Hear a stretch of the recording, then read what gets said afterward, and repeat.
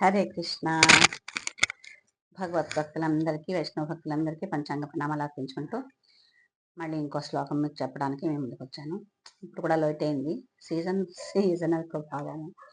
హరే కృష్ణ.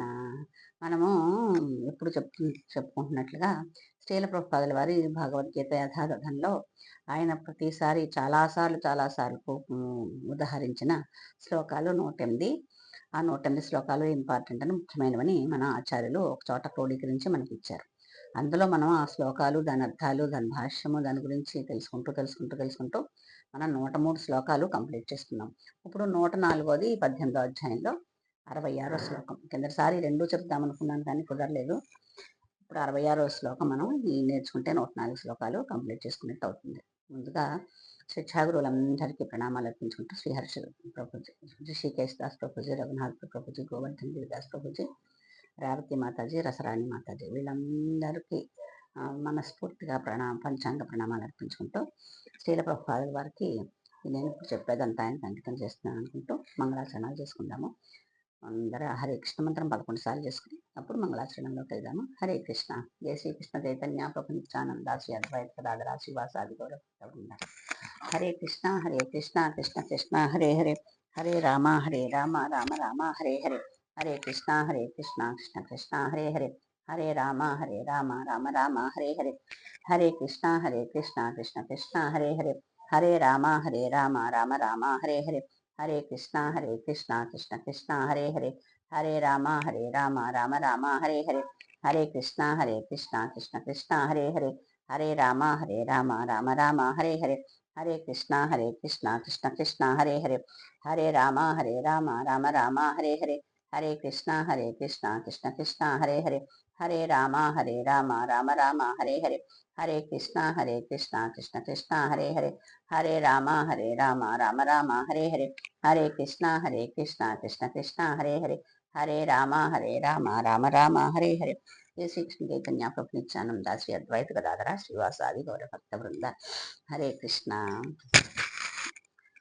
ఓం అజ్ఞానతిమిరాంధస్య జ్ఞానాంజనశలాకయా చక్షుర్వున్మిలితం యేన తస్మై శ్రీగురవే నమః. శ్రీచైతన్యమనోభీష్టం స్థాపితం యేన భూతలే స్వయం రూపः కదా మह्यं దదాతి స్వాపదాంతికం వందేహం శ్రీగురో శ్రీయుతపదకమలం శ్రీగురూన్ వైష్ణవాంస శ్రీరూపం సాగరజాతం సహగణ రఘునాథాన్వితం తం సజీవం సాద్వైతం సవధూతం పరిజనసహితం కృష్ణ చైతన్యదేవం శ్రీరాధా కృష్ణపాదాన్ సహగణలలితా శ్రీవిశాఖాన్వితాశ్చ. हे कृष्ण करुणा सिंधो दीनबंधो जगत्पते गोपेश गोपिका कांता राधा कांता नमोस्ते. तप्त कांचन गौरांगी राधे वृंदावनेश्वरे वृषभानुसुते देवी प्रणमामि हरिप्रिये. नमो ओं विष्णुपादाय कृष्णप्रेष्ठाय भूतले श्रीमते भक्तिवेदान्त स्वामिन्निति नामिने नमस्ते सारस्वते देवे गौरवाणी प्रचारणे निर्विशेष शून्यवादी पाश्चात्यदेशतारणे नमो महावदन्याय कृष्ण प्रेम प्रदाय च कृष्णाय कृष्ण चैतन्य नाम्ने गौरत्विषे नमः. वाञ्छाकल्पतरुभ्यश्च कृपा सिन्धुभ्यैव च पतितानां पावनेभ्यो वैष्णवेभ्यो नमो नमः. जय श्रीकृष्ण चैतन्य प्रभु नित्यानन्द श्री अद्वैत गदाधर श्रीवासादि गौरभक्तवृन्द. हरे कृष्णा कृष्ण कृष्ण हरे हरे, हरे राम राम राम हरे हरे. ओम नमो भगवते वासुदेवाय. ओम नमो भगवते वासुदेवाय. ओम नमो भगवते वासुदेवाय. मोहं करोति वाचालं भङ्गुं लङ्घयते गिरिं यत्कृपातमहं वन्दे श्रीगुरुं दीनतारिणं परमानन्दमाधवं श्रीचैतन्य ईश्वरं. हरे कृष्णा. जय जय श्रीचैतन्य जय नित्यानन्द, जय अद्वैत चन्द्र जय गौरभक्तवृन्द. जय जय श्रीचैतन्य जय नित्यानन्द, जय अद्वैत चन्द्र जय गौरभक्तवृन्द. हरे कृष्णा कृष्णा कृष्ण हरे हरे, हरे राम राम राम हरे हरे. हरे कृष्ण.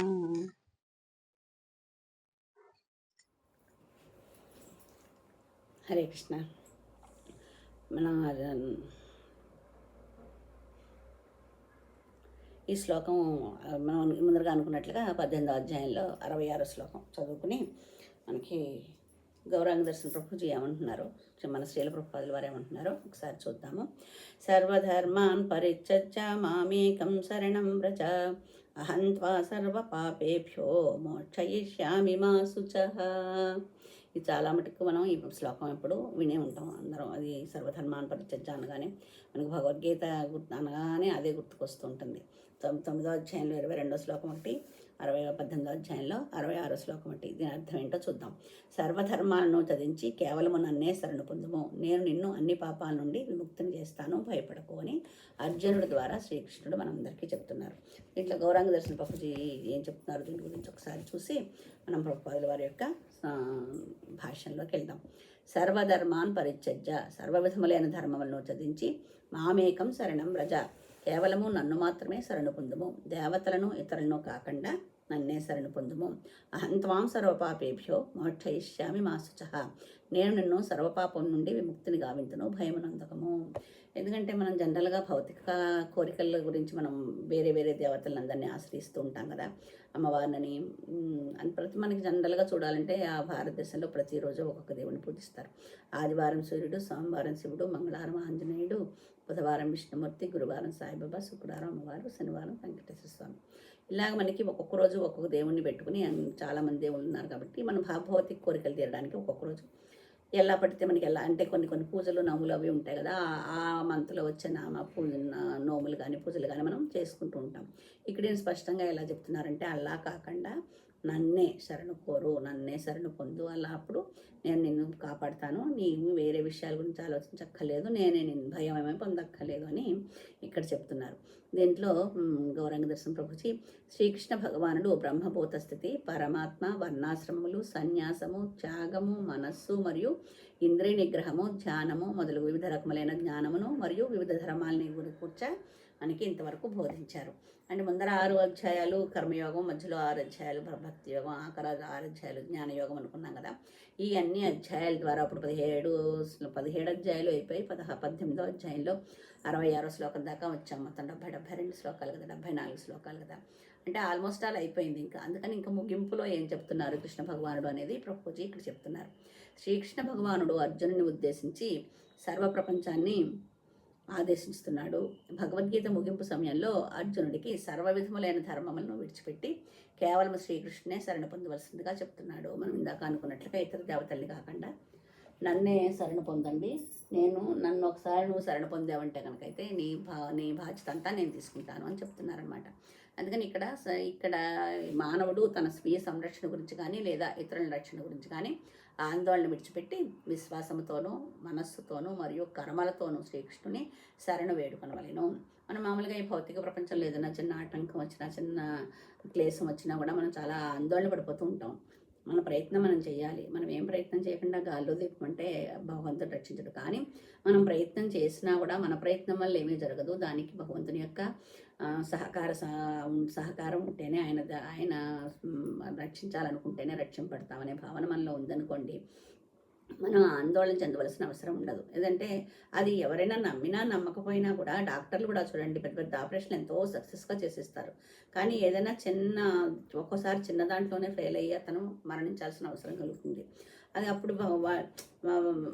ఇది ఎందుకల్లా అయిందో మాకు కూడా అర్థం కావట్లేదు, ఆ పైవాడికే తెలియాలంటారు డాక్టర్లు కూడా మా భగవంతుని యొక్క సృష్టే కదా. అందుకని మన ప్రయత్నం మనం చేయాలి, కానీ దానికి వచ్చే ఫలితం ఆయన నిశ్చయ ప్రకారం ఉంటుంది అని మనం ఏమైపోతుందో అని మన బీపీలు పెంచేసుకోక్కర్లేదనమాట. అలా ఉండగలిగితే మనం ప్రశాంతంగా ఉంటాం. అందుకని అది ఎలా వస్తుంది, మనకి భగవంతుని మీద భక్తి పెరవాలి, నమ్మకం ఉండాలి. ఫస్ట్ నమ్మకం. అందరూ చెప్తుంటారు కదండి, మనకి డాక్టర్లు కూడా మందులు ఇస్తే ఆ మందుల మీద నమ్మకం ఉంటేనే పనిచేస్తాయి. ఎవరైనా సరే నమ్మకంగా వేసుకుంటేనే అది పనిచేస్తుంది అని వేసుకుంటేనే అది పనిచేస్తుంది. ఎందుకంటే మా మనస్సు యొక్క మైండ్ యొక్క నిర్ణయం దాని ప్రకారం ప్రకృతి అంతా సహకరిస్తుంది. అందుకే మనకి ఈ నెగిటివ్ థింకింగ్ ఉండకూడదని చెప్తారు. ఎందుకంటే మన చుట్టూ ఉన్న ప్రకృతి మనని పరిశీలిస్తూ ఉంటుందిట. మన పాజిటివ్గా మనం ఆలోచిస్తే పాజిటివ్ రేస్ వల్ల పాజిటివ్ జరుగుతుంది. నెగిటివ్ అంటే నెగిటివ్ రేస్ అన్నీ మన చుట్టూ ఆవరించిపోయి నెగిటివ్ థింకింగ్ తోటి ఆ నెగిటివ్ అయితే మనం ఏదైతే ఆలోచిస్తున్నామో అది జరగడానికి చుట్టూ ఉన్న ప్రకృతి మనకి సహాయపడుతుంది. అందుకని ఎవరైనా కూడా చూడండి, మనకు చాలా మంది చెప్తుంటారు పాజిటివ్గా ఉండు, పాజిటివ్గా ఉండు, పాజిటివ్గా ఉండు. ఎందుకంటే పాజిటివ్గా ఉన్న వల్ల మనకే కాదు, మన చుట్టూ ఉన్న వాళ్ళకి కూడా లాభం. ఎందుకంటే నెగిటివ్ థింకింగ్తో ఉన్నప్పుడు ఆ నెగిటివ్ రేస్ మన చుట్టూ ఉంటే మన చుట్టూ ఉన్న వాళ్ళ మీద కూడా అది ఆ ప్రభావం చూపిస్తుంది. అందుకని మన నిర్ణయం, మన భగవంతుడి మీద నమ్మకం అనేది ఉండాలి ఫస్ట్. ఆ నమ్మకం ఉంటేనే మనం ఏదైనా జరుగుతుంది. అందుకని భగవంతుని పూర్తిగా నమ్మి ఆయన్ని శరణ వేడితే కనుకైతే నేను చూసుకుంటాను అని చెప్తున్నారనమాట. శ్రద్ధగాను, ప్రేమగాను, పూర్తి విశ్వాసంతోనూ శ్రీకృష్ణ భగవానుడే సర్వజీవులను అన్ని రకములైన కష్టముల నుండి రక్షిస్తాడని దృఢమైన నమ్మకంతో అంగీకరించాలి. ఆ విధంగా శరణు వేడిన వారి యొక్క బాధ్యతను శ్రీకృష్ణుడే వహించి వారిని సర్వపాపం నుండి విముక్తులను గావించి ఈ సంసార చక్రం నుండి రక్షించను అని ఆయన నేను చెప్తున్నాడు కదా, భయపడకు నేనే చూసుకుంటాను అంటే మన నమ్మకం మనలో ఉండాలి. నమ్మకం మనలో ఉండి మనం అలా చేయగలిగితే కనుకైతేనే ఇది నడుస్తుంది అనమాట. ఇది ఇంకా 9వ అధ్యాయంలో 22వ శ్లోకంలో కూడా ఈ విషయం గురించి చెప్తున్నారు భగవంతుడు. ఇది కూడా అందరికీ తెలిసిందే. ఈ పద్యం కూడా చాలా మట్టుకు అన్ని చోట్ల ఎక్కువ కోట్ చేస్తూ ఉంటారు, అంటే ఉదాహరిస్తూ ఉంటారు. అనన్యా చింతయంతో మాం ఏ జనాం పర్యుపాసితే తేషాం నిత్యాభియుక్తానాం యోగక్షేమం వహామ్యహం. నా దివ్య రూపమునే ధ్యానిస్తూ అనన్య భక్తితో సర్వదా నన్ను అర్చించే వారికి లేనివి సమకూరుస్తాను, వారికి ఉన్నవి కాపాడుతాను. అంటే మన దగ్గర ఉన్నది మనకు ఉపయోగిస్తున్నవి దానికి ఏమేమి ఆటంకం రాకుండా చేస్తారు. అంతేకాకుండా మనకి ఏదైతే అర్హత ఉందో, మన దగ్గర లేనిదేంటో అవన్నీ మనకి సమకూరుస్తారు అని భగవంతుడు మనకి ఇక్కడ 9వ అధ్యాయం 22వ శ్లోకంలో చెప్తున్నారు. ఇంకా మనకి ప్రభుపాదుల వారు భాష్యంలో ఏం చెప్పారనే విషయం గురించి తెలుసుకోవడానికి ప్రయత్నిద్దాం. హరే కృష్ణ. సర్వదా నన్నే అర్చించే వారికి లేనివి సమకూరుస్తాను, వాళ్ళకున్నవి కాపాడుతాను. అంటే ఏదైతే మన సంపద మన దగ్గర ఉందో అది మనకు అవసరమైనవి అది అది అది పాడైపోకుండా చూస్తాను. మనకి ఏది అవసరమో, ఏది ఇస్తే మనం ముందరికి వెళ్తాము అనేటువంటివి ఇస్తాను అని 9వ అధ్యాయంలో 22వ శ్లోకంలో కూడా చెప్తున్నారనమాట. ఇంకా మనకి ప్రభుపాదుల వారి భాష్యంలో 66వ శ్లోకంలో ఏం చెప్తున్నారో ఒకసారి చూద్దాం. సర్వధర్మాన్ పరిత్యజ్య మామేకం శరణం వద అహం త్వా సర్వపాపేభ్యో మోక్షయిష్యామి మా శుచః. సర్వధర్మాలను త్యజించి కేవలం నన్నే శరణు పొందుము, నేను నిన్ను అన్ని పాపాల నుండి విముక్తం చేస్తాను అని భయపడకు అని చెప్తున్నారు. అర్జునుడి ద్వారా మనకు అందరికీ చెప్తున్నారు అనుకున్నాం కదా. భగవానుడు నానా రకాల జ్ఞానాలను, ధర్మ విధానాలను, అంటే పరబ్రహ్మ జ్ఞానము, పరమాత్మ జ్ఞానము, నానా విధాలైన వర్ణాశ్రమ జ్ఞానము, సన్యాసాశ్రమ జ్ఞానము మరియు అసంగత్వము, మనో ఇంద్రియ నిగ్రహము, ధ్యానాదులకు సంబంధించిన జ్ఞానమును వర్ణించారు. 18 అధ్యాయాలు మనం ఇవన్నీ నేర్చుకున్నాం. ఎందుకంటే మొదట 6 అధ్యాయాలు కర్మ యోగం గురించి, మధ్యలో 6 అధ్యాయాలు భక్తి యోగం గురించి, మళ్ళీ ఆఖరి అధ్యాయాలు జ్ఞాన యోగం గురించి కదా. ఇది 6 అధ్యాయాల్లోనూ 18వ అధ్యాయం అంటే ఆఖరి దాకా వచ్చేసాం కాబట్టి ఇన్ని విషయాలు ఈ 18 అధ్యాయాల్లోనూ భగవంతుడు అర్జునుడి ద్వారా మనందరికీ వివరించి చెప్పారు. ఇప్పుడు ఇంకా భగవద్గీతను ముగించేస్తూ ఆ దేవదేవుడు అతనికి వివరించినట్టు పద్ధతులన్నింటినీ విడిచిపెట్టమని, కేవలము తనకి శరణుదొచ్చమని అర్జునుడికి చెప్తున్నాడు. ఇప్పటి వరకు నువ్వు ఏవేవో ఆలోచించావు, ఏదో చెప్పావు నాకు ఇన్ని వరకును. ఇప్పుడు ఈ చెప్పినవన్నీ వినిపించుకున్నావు కాబట్టి మిగతావన్నీ ధర్మాలన్నీ వదిలేసి ఓన్లీ నన్ను శరణు వేడు, నాకు అనన్య శరణంగా, అంటే వేరే ఆలోచనలు ఏమీ లేకుండా నాకు శరణు చేస్తే కనుకైతే, నన్ను శరణు చూస్తే కనుకైతే నీ సంగతి నేను చూస్తాను అని. ఆ శరణాగతి అతన్ని అన్ని రకాలైన పాపాల నుండి కాపాడుతుంది. అలాంటి శరణాగతి కనుక మనం పొందితే కనుకైతే అన్ని రకాలైన పాపాలు కూడా పోగొట్టేస్తుంది. ఎందుకంటే స్వయంగా భగవంతుడే అతను నేను రక్షిస్తానని వాగ్దానం చేస్తున్నాడు కాబట్టి. ఇప్పుడు యుద్ధం చేసినా కూడా, ఎవరినైనా పెద్దవాళ్ళని చంపినా కానీ, ఆయన బంధువులందరినీ చంపేస్తున్నాను రాజ్యం కోసం అనుకున్నాడు కదా. అలా అది చేసినా కూడా ఎటువంటి పాపం రాదు, నా రక్షణలో ఉన్నావు కాబట్టి నువ్వు అని అంటున్నారు అనమాట. సమస్త పాపాల నుండి విడివన వాడే శ్రీకృష్ణుని ఆరాధనను చేపట్టగలని 7వ అధ్యాయంలో కూడా చెప్పారు. మనకి 7వ అధ్యాయంలో ఈ బంధాలతోటి భౌతిక కోరికలను పెంచుకుంటూ పోతూ నన్ను శరణు చూస్తే నన్ను అంటే భగవంతుడిని ధ్యానిస్తే మనకి పాపాలన్నీ నశిస్తాయి అనుకున్నప్పుడు ఆ పాపాలు ఓ పక్కన చేస్తూ ఓ పక్కన ధ్యానిస్తే అవడం కాదు. ఆ పాపాల నుండి విడిపడినప్పుడే ఆయనతోటి సర్వశరణాగతి చేసే భావం మనకు కలుగుతుంది అని మనకి ఇది 7వ అధ్యాయంలో మనం తెలుసుకున్నాం. అందుకే సమస్త పాప విముక్తుడు కానిదే తాను శరణాగతి పొందలేనని మనిషి అనుకునే అవకాశం ఉన్నది. అటువంటి సందేహాలను తీర్చడానికే మనిషి సమస్త పాప విముక్తుడు కాకపోయినప్పటికీ కేవలం కృష్ణ శరణాగతి పద్ధతి ద్వారా అప్రయత్నంగా ముక్తుడవుతాడని ఇక్కడ చెప్పబడింది.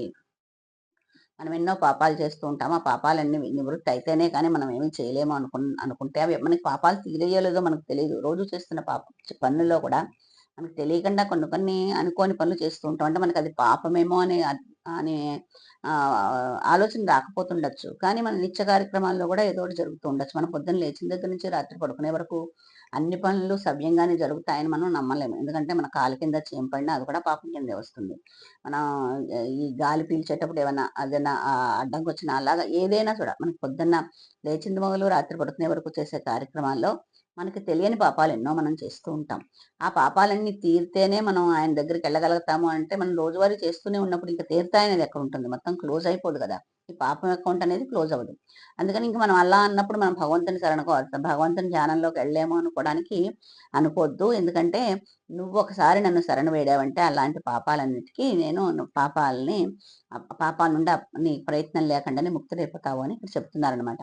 అటువంటి సందేహాలను తీర్చడానికే మనిషి సమస్త పాప విముక్తుడు కాకపోయినప్పటికీ కేవలము కృష్ణ శరణాగతి పద్ధతి ద్వారా అప్రయత్నంగా ముక్తుడవుతాడని ఇక్కడ చెప్తున్నారు. అతడు పాపముక్తుడు కావడానికి తీవ్ర ప్రయత్నాలు అవసరమే లేదు. మనం విముక్తి పొందాలి అని మనం దాని గురించి తీవ్రంగా ప్రయత్నించక్కలేదు. శ్రీకృష్ణుడు సకల జీవుల పరమ రక్షకుడని అతడు నిస్సంకోచంగా అంగీకరిస్తే చాలు. ఎందుకంటే శ్రీకృష్ణుడే అందరినీ రక్షిస్తాడు అని మనం నమ్మితే చాలు. అదే శరణాగతి అనమాట. అంటే ఇప్పుడు మనం ఎవరికైనా హాని చేసినా కూడా వాళ్ళను కూడా భగవంతుడే రక్షిస్తాడు. మనని రక్షించినట్టే వాళ్ళని కూడా రక్షిస్తాడు. అన్ని ప్రాణులకి రక్షకుడు అతనే అనే భావం అనేదాన్ని మనం ఎటువంటి సంకోచం లేకుండా మనం అంగీకరించాలి. ప్రేమ శ్రద్ధలతో అతడు ఆ దేవదేవునికి శరణు పొందాలి. ప్రేమ శ్రద్ధ అంటే మన శరణు వేయడమంటున్నారు కదా, నాలుగు చివరి నుంచి మనం శరణు అంటే సరిపోదు. మనకి మానసికంగా ఆయన పరిపక్వత చెందినట్టు భక్తితోటి, ప్రేమతోటి, శ్రద్ధతోటి నేను నిన్నే నిజంగా శరణు వేడుతున్నాను అనే భావం మనలో పెంపొందాలి. కృష్ణ శరణాగతి పద్ధతి హరిభక్త విలాసంలో ఇలా చెప్పబడింది. అనుకూలస్య సంకల్ప ప్రాతికూలస్య వర్జనం రక్షిష్యతీతి విశ్వాసో గోపృత్వే వరణం తథా ఆత్మ నిక్షేపకార్పణ్యే షడ్విధ శరణాగతి. భక్తి యోగ విధానం బట్టి మనిషి తుట్టతకు భగవద్భక్తికి దారితీసే ధర్మాలని స్వీకరించాలి. ఈ భక్తి యోగంలోకి వచ్చారంటే కనుకైతే ఆఖరికి ఆయనకి భగవద్భక్తికి దారితీసే భగవద్భక్తిని మనం పెంపొందించడానికి ఏ ధర్మాలైతే ఆచరించాలో అలాంటి ధర్మాలే స్వీకరించాలి. అతడు సమాజంలో తమ స్థితిని అనుసరించి ఉన్నట్టు ప్రత్యేకమైన కర్మను చేస్తూ ఉంటాడు. మనం ఈ భౌతిక ప్రపంచంలో మనకు ఒక స్థాయి అంటూ ఉంటుంది కదా. ఉద్యోగరీత్యా కానీ లేకపోతే సంఘరీత్యా కానీ మనకి ఒక్కొక్క స్థాయి ఉంటుంది. అతను అలాంటి దానికి అనుగుణంగా కర్మలు చేస్తుంటాడు. కానీ తన కర్మను చేయడం ద్వారా అతడు కృష్ణ భక్తి భావన స్థితికి రాకపోతే, అంటే అతను మామూలుగా భౌతిక ప్రపంచంలో చేయాల్సిన కర్మలన్నీ చేసినా కూడా కృష్ణ భక్తి భావన స్థితికి రావాలి. అంటే మనం ముందరగా ఎప్పుడు చెప్పుకుంటూ ఉన్నట్టుగా మనం చేసే పనులన్నీ కృష్ణుని సెంటర్గా చేసుకుని చేయాలి. ఈ పని చేస్తున్నామంటే కృష్ణుడికి ఇష్టమేనా, ఈ కృష్ణుడు దీనివల్ల మనం తప్పేమి చేయట్లేదు కదా, కృష్ణుడు బాధపడే విషయం అంటే కృష్ణుడికి ఇష్టపడని కార్యక్రమం ఏమైనా చేస్తున్నామా అని ఆ దృష్టి రాకపోతే కనుకైతే అతను చేసే కర్మలన్నీ వృధా అయిపోతాయి. కృష్ణ భక్తి భావంలో పూర్ణత్వ స్థితికి దారి తీయని దేనినైనా విడిచిపెట్టాలి. అంటే మనం ఏ పని చేస్తున్నా కూడా దీనివల్ల మనం భక్తిలో ముందరకు వెళ్తున్నామా లేదా, దీనివల్ల మనకు భక్తికి అడ్డంకి వస్తుందా, అలా ఆలోచించుకుని పర్వాలేదు ఇది చేస్తే మనకి ముందరకే వెళ్తాం కానీ వెనక్కి వెళ్ళిపోం, మన భక్తి దీంతో ఆగిపోదు అని భావన మనకి ఆ ప్రశ్నకి సమాధానం అలా వచ్చినప్పుడు దాన్ని మనం ముందరకు వెళ్ళాలి. లేదు దీనివల్ల కొంచెం మనకి ఇబ్బంది అయ్యేటట్టే ఉంది, నేను దీనివల్ల మనం భక్తుల కిందకి వెళ్ళిపోతామేమో, భక్తి నుంచి భక్తి మనలో తగ్గిపోతుందేమో ఇది చేసినందువల్ల అనుకున్నప్పుడు అలాంటివి వదిలిపెట్టేయాలి. అన్ని పరిస్థితుల్లో శ్రీకృష్ణుడే సమస్త క్లేశాల నుండి రక్షిస్తాడని అతడు విశ్వాసంతో ఉండాలి. మనకి ఎలాంటి క్లేశం వచ్చినా కూడా, అంటే మానసికంగా కానీ భౌతికంగా కానీ శారీరకంగా కానీ ఎట్లా వచ్చినా కూడా, ఏ క్లేశం వచ్చినా కూడా కృష్ణ భగవానుడు మనని రక్షిస్తాడు, మన వెనకాల ఉన్నాడు, మనని చూసుకుంటున్నాడు అని అనుకోవాలి మనం. ఎందుకంటే మనలో ప్రతి ఒక్కరిలోనూ పరమాత్మ ఉంటారంట. ఆత్మ పరమాత్మ రెండూ ఉంటాయంటాం కదా. ఆ పరమాత్మ అనేది భగవంతుడే మనలోనే ఉండి చూస్తున్నప్పుడు ఆయనకి ఎందుకు తెలియదు, ఎక్కడి నుంచో వచ్చి మనం రక్షించక్కర్లేదు, మనలోనే ఉండి మనప్పుడు అని ఎప్పుడు కంటిన్యూస్ గా మనం రక్షిస్తూనే ఉంటాడనమాట. అనంతరము అంత ప్రతి నిమిషం ప్రతి సెకండ్లో మనలో జీవం ఉంది అంటే ఆత్మ చలనంతో ఉంది అంటే పరమాత్మ కూడా అంతో మనతో పాటే ఉంటాడు. కాబట్టి ప్రతి సెకన్‌లో 60 వంతులో జరిగే పనులు, కార్యక్రమాలు కూడా, విషయాలు కూడా ఆయనకు అర్థమవుతాయి కాబట్టి, ఎక్కడి నుంచో వచ్చి మనం రక్షించక్కర్లేదు. మనం ఆ నమ్మకంతో ఉండాలి. ఏ విషయంగా జరిగినా కూడా ఆయన మనని రక్షిస్తాడని విశ్వాసంతో ఉండాలి. అతడు సర్వదా తనను నిస్సహాయునిగా తలచాలి. దేహ పోషణ ఎట్లా జరుగుతుందనే ఆలోచనే అవసరం లేదు. ఇప్పుడు మనం ఈ ప్రపంచంలో దేహ పోషణ చేయాలి అంటే అంటే మనకి కావాల్సింది, మనకి ఆహారం కావాలి, బట్టలు కావాలి, ఉండడానికి ఇల్లు కావాలి, తిండి, గూడు, బట్ట అని అంటాం కదా! అలాంటివన్నీ కావాలి. వాటి గురించి అంతా మనం ఎలాగా ఏం చేయాలి, ఏం చేయాలని ఆదుర్దాపడకుండా అలాంటి వాటికన్నిటిని కూడా ఆయనే మనని దేహ పోషణకు కూడా ఆయనే, మనం ఎట్లా జరుగుతుందని ఆలోచించక్కర్లేదు. ఆయనే చూసుకుంటాడు అనుకోవాలి.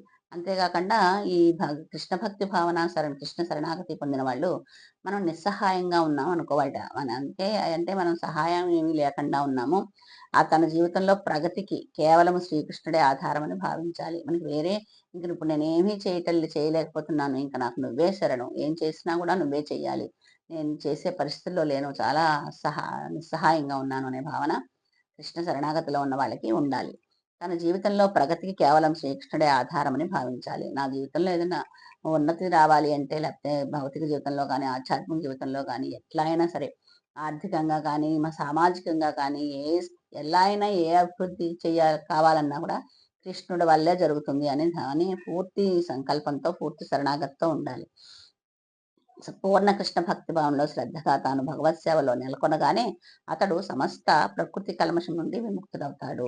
అలా కనుక మనం శ్రద్ధగా భగవంతుని యొక్క సేవలో ఉండి మనం చేస్తున్న ఏ కార్యక్రమమైనా కూడా కృష్ణుడికి అనుసంధానం అవుతోందా లేదా అని ఆలోచించుకుని మనం ప్రతి అడుగు అలా వేస్తే కనుకైతే మనకి ఈ భౌతిక ప్రపంచంలో ప్రకృతి నుంచి మనకు పొందే కల్మషాలన్నీ కూడా అలాంటి వాటి నుంచి కూడా మనం తెలియజేయగలుగుతాం, విముక్తి అయిపోతాం. జ్ఞాన సాధన, ధ్యాన యోగాదుల ద్వారా మనకుడే ధర్మ పద్ధతులు, పవిత్రీకరణ విధానాలు చాలా ఉన్నాయి. కానీ శ్రీకృష్ణుడికి శరణాగతుడైన వాడు ఇన్ని రకాల పద్ధతులను పాటించవలసిన అవసరం లేదు. వేరే భక్తి యోగం కాకుండా వేరే యోగాలు ఉన్నాయి కదా, జ్ఞాన యోగం, ధ్యాన యోగం, ఇవన్నీను. ఆ యోగాల్లో అయితే చాలా రకాలైన విధానాలు ఉన్నాయి, పవిత్రీకరణ విధానాలు. అప్పుడప్పుడు మనం చూస్తూ ఉంటాం, వెళ్ళి శుద్ధి చేస్తున్నారు, వాళ్ళకి ఏదో వచ్చింది, వాళ్ళకి ఏవో మంత్రాలు చదివి దాన్ని వాళ్ళకి శుద్ధి కావిస్తారు అని అలాగేవో కొన్ని వింటూ ఉంటాం కదా. కానీ భగవత్ సేవలో ఉండి భగవద్ భక్తిలో ఉన్న వాళ్ళకైతే, అంటే భక్తి యోగంలో ఉన్న వాళ్ళకైతే కనుకైతే అది అలాంటివేమీ అక్కర్లేదు. జ్ఞాన యోగం, ధ్యాన యోగం, వాళ్ళు ఆ యోగాల్లో చేసే పవిత్రీకరణ కార్యక్రమాలేమి శ్రీకృష్ణుని భక్తిలో ఉన్న వాళ్ళకి అక్కర్లేదు. శ్రీకృష్ణుని శరణాగతి మనం పొందేమంటే కనుకైతే ఈ పద్ధతులు ఏమీ అక్కర్లేదు. సరళమైన కృష్ణ శరణాగతి అతన్ని అనవసరమైన కాలదుర్వ్యయం నుండి కాపాడుతుంది. ఇది మనం నిశ్చింతగా, అంటే మన వద్ద కఠినమైంది కాదు, సరళమైంది కృష్ణ శరణాగతి. ఆ శరణాగతి ద్వారా మనకి అనవసరమైన మన కాలం వ్యయం వృధా అయిపోయే పనుల నుంచి ఆ కృష్ణ భక్తి మనని రక్షిస్తుంది. ఆ విధంగా అతడు తొందరగా సమస్త ప్రగతిని సాధించి సకల పాప ముక్తుడవుతాడు. ఒక్క విషయం ఏంటంటే, మనం కృష్ణ శరణాగతి కనుక మనస్ఫూర్తిగా నమ్మి 100% వేరే ఏ డౌట్ లేకుండా శరణాగతి కృష్ణుడే అన్నిటికీ ఉన్నాడు అనుకుంటే కనుకైతే అసలు చాలా తొందరగా ఈ ఆధ్యాత్మిక ప్రపంచంలో ప్రగతిని సాధించి ఈ భౌతిక ప్రపంచం యొక్క పాపాల నుండి విముక్తుడవుతాడు అని ఇక్కడ అర్జునుడికి శ్రీకృష్ణుడి ద్వారా చెప్పింది మనకి శ్రీల ప్రభుపాదుల వారు మనకి వివరించి చెప్తున్నారు. మనిషి సుందరమైన కృష్ణ రూపానికి తప్పక ఆకర్షితుడు కావాలి. అసలు ఆకర్షితుడు కాని వాళ్ళు ఎవరు ఉంటారు? ఒకసారి కృష్ణ భగవాను చూశారంటే మీరు అతనిలోని అందం ఆకర్షిస్తుంది కదా, అలా ఆకర్షింపబడాలి. సర్వాకర్షకుడు అయిన కారణంగానే అతని పేరు కృష్ణుడు అయింది. అందరినీ ఆకర్షిస్తాడు కాబట్టే ఆయన పేరు కృష్ణుడు అని అయింది. శ్రీకృష్ణుని సుందరమైన సర్వబల సంపన్నమైన సర్వశక్తివంతమైన శ్రీకృష్ణ రూపముచే ఆకర్షుడైన వాడు భాగ్యవంతుడు. మనకి ఆ కృష్ణుడి యొక్క సుందరమైన సర్వ బల సంపన్నమైన రూపం చాలా అందంగా ఉంటుంది, బలంగా ఉంటుంది. అంతేకాకుండా అన్ని శక్తి ఆయన, మనం ఇదివరకు కూడా చెప్పుకున్నాం, షడ్గుణాల్లో అన్ని ఆయన మొత్తం అంతా ఆయనే పూర్ణంగా పొందుంటాడు అనమాట. అటువంటిప్పుడు బలంలో కానీ, శక్తిలో కానీ, లేకపోతే అందంలో కానీ ఆయన్ని ఓడించే వాళ్ళు ఎవరు? అతనితో సమానమైన వాళ్ళు కానీ, అతనికంటే ఎక్కువైన వాళ్ళు కానీ ఉండరు. ఇది మనం శ్లోకాల్లో చెప్పుకున్నాం.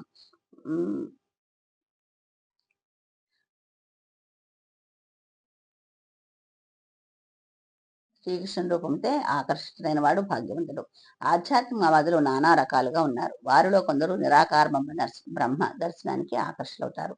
కొందరు పరమాత్మ రూపానికి ఆకర్షులవుతారు. కానీ భగవంతుని స్వీయ రూపానికి ఆకర్షితుడైన వాడు, ముఖ్యంగా స్వయంగా శ్రీకృష్ణుని రూపంలో దేవదేవుని పట్ల ఆకర్షితుడైన వాడు అత్యంత పరిపూర్ణ ఆధ్యాత్మికవాది. మన నిరాకార బ్రహ్మం గురించి తెలుసుకునే వాళ్ళ గురించి కూడా చాలాసార్లు చెప్పుకున్నాం మనం. ఓన్లీ బ్రహ్మజ్యోతే వాళ్ళకి ఆధారం అనమాట. ఈ ఆకారం ఉండదంటారు. నిరాకారం అంటేనే ఆకారం లేదని వాళ్ళు నమ్మేవాళ్ళు అనమాట. అంతే.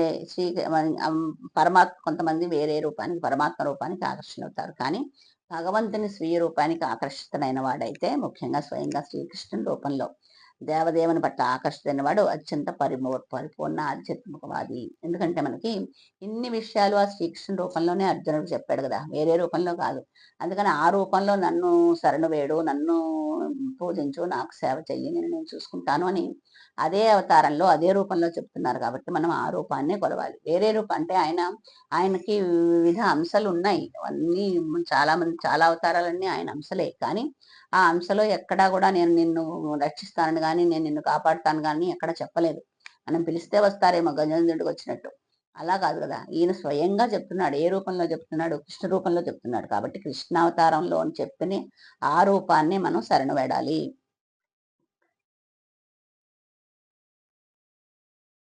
ముఖ్యంగా స్వయంగా శ్రీకృష్ణ రూపంలో దేవదేవుని పట్ల ఆకర్షితుడైన వాడు అత్యంత పరిపూర్ణ ఆధ్యాత్మికవాది. అందుకే ఆయన చెప్పారు కాబట్టి ఆ రూపాన్ని కొలిచేవాడు పరిపూర్ణంగా ఆధ్యాత్మిక లోకానికి వెళ్ళడానికి అర్హత సంపాదించుంటాడనమాట. ఇదొక రకంగా చెప్పాలంటే పూర్ణ భావనలో కృష్ణ సేవ అనేది రహస్యతమైన జ్ఞానము.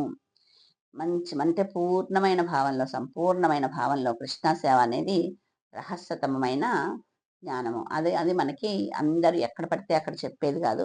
మనకి ఆ భావన ఉన్నా కూడా అది రహస్యంగా ఉంటుంది. కానీ అది బహిర్గతం అవ్వదు. మనం ఎలా పూజిస్తున్నామో, ఎలా ధ్యానిస్తున్నామో అనేది. అదే పూర్తి భగవద్గీత యొక్క సారాంశము.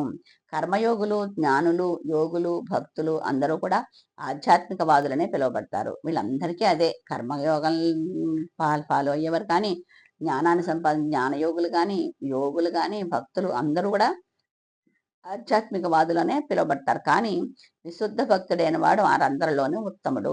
ఓన్లీ భక్తిలో, ఆయన సేవ చేయడంలో, ఆయనకి ఆహారం పెట్టడంలో, నైవేద్యం పెట్టడంలో, సేవ చేయడంలో, పూలు గుచ్చడంలో ఎలాగా ఆయన కనుక ఆయన సేవలోనే ఎక్కువ ఉన్నవాళ్ళు, అలా విశుద్ధ భక్తిలో ఉన్నవాళ్ళు వీళ్ళందరిలోకి ఎవరిలోకి కర్మయోగులు, జ్ఞానులు, యోగులు, భక్తులు, యోగులు వీళ్ళందరిలోకి ఈ విశుద్ధ భక్తి చేసిన వాళ్ళు ఉత్తముడు అనమాట. మాసుచహ భయపడకు, సంకోచించకు, చింతించకు అని ఇక్కడ ఉపయోగించబడిన పద సముదాయము ప్రధానమైనది. నువ్వు నన్నే శరణ పెడితే కనుక దేనికి నువ్వు భయపడద్దు, దేనికి సంకోచించద్దు, దేనికి ఆలోచించద్దు, దేన్ని పట్టించుకోవద్దు అని ఇక్కడ మాసుచహ అనే వరడు ఉంది కదా, పదం ఉంది కదా, దానివల్ల చెప్తోంది. అన్ని రకాలైన ధర్మాలను విడిచి కేవలము శ్రీకృష్ణున్నే శరణు వేయడము ఎట్లానని మనిషి కలవరపడే అవకాశం ఉంది. కానీ అది ఆ చింత వ్యర్థమైంది. ఎలా చేస్తామోనని మనం అన్ని మానేసి కృష్ణున్నే ఎలా చేస్తామో అని మన భక్తులు అనుకుంటారు. కానీ ఒకసారి భక్తిలోకి వస్తే అది ఎలా చేయాలి, ఏం చెయ్యాలి అనే విషయం శ్రీకృష్ణ భగవానుడే మనకి దారి చూపిస్తాడు. ఇది 66వ శ్లోకం. ఇన్ని విషయాలు మనకి ఈ శ్లోకంలో మనం తెలుసుకున్నాం అనమాట. హరే కృష్ణ. ఇదేదో నా ఐప్యాడ్ ఒకసారి ఆఫ్ అవుతుంది, ఒకసారి ఆన్ అవుతుంది, సంథింగ్ ఏదో అయింది. అందుకని ఇంకా వేరే కథలు కారణ్యాలు లేవి వాళ్ళ. హరే కృష్ణ మంత్రం చెప్పుకుని ముగించుకుందాం. జయ శ్రీకృష్ణ చైతన్య ప్రభు నిత్యానంద శ్రీ అద్వైత గదాధర శ్రీవాసాది గౌర భక్తవృంద. హరే కృష్ణ కృష్ణ కృష్ణ హరే హరే, హరే రామ రామ రామ హరే హరే, హరే కృష్ణ కృష్ణ కృష్ణ హరే హరే, హరే రామ రామ రామ హరే హరే, హరే కృష్ణ కృష్ణ కృష్ణ హరే హరే, హరే రామ రామ రామ హరే హరే, హరే కృష్ణ కృష్ణ కృష్ణ హరే హరే, హరే రామ రామ రామ హరే హరే, హరే కృష్ణ కృష్ణ కృష్ణ హరే హరే, హరే రామ రామ రామ హరే హరే, హరే కృష్ణ కృష్ణ కృష్ణ హరే హరే, హరే రామ రామ రామ హరే హరే, హరే కృష్ణ కృష్ణ కృష్ణ హరే హరే, హరే రామ రామ రామ హరే హరే, హరే కృష్ణ కృష్ణ కృష్ణ హరే హరే, హరే రామ రామ రామ హరే హరే, హరే కృష్ణ కృష్ణ కృష్ణ హరే హరే, హరే రామ రామ రామ హరే హరే. జై శ్రీకృష్ణ చైతన్య ప్రభు నిత్యానంద శ్రీ అద్వైత గదాధర శ్రీవాసాది గౌర భక్త బృంద. ఎప్పుడు చెప్పుకుంటున్నట్లుగా ఈ నేను చెప్పిన దాంట్లో ఏదైనా ఒక మంచి విషయం ఉన్నా అది శిక్షా గురువుల యొక్క కరుణాకృప కటాక్షాలు, అంతేకాకుండా శ్రీకృష్ణ భగవాను యొక్క దయార్థ హృదయం. ఇందులో ఏదైనా ఒకవేళ నేను ఎక్స్ప్లెయిన్ చేయడంలో ఏదైనా చిన్న పొరపాటు జరిగితే అది నా అవగాహన లోపమే కానీ శిక్షా గురువుల యొక్క చెప్పడం చెప్పడం కాదు. అందుకని ఎప్పుడు చెప్తున్నట్లుగా మళ్ళీ ఇంకొక మారు ఇది నేను ఇప్పటి వరకు నేను చెప్పిందంతా శ్రీకృష్ణ కృపామూర్తి శ్రీల ప్రభుపాద వారికి అంకితం చేసుకుంటూ మరిన్ని విషయాలతో మళ్ళీ మీ ముందుకి తొందరగానే రావడానికి ప్రయత్నిస్తాను. హరే కృష్ణ.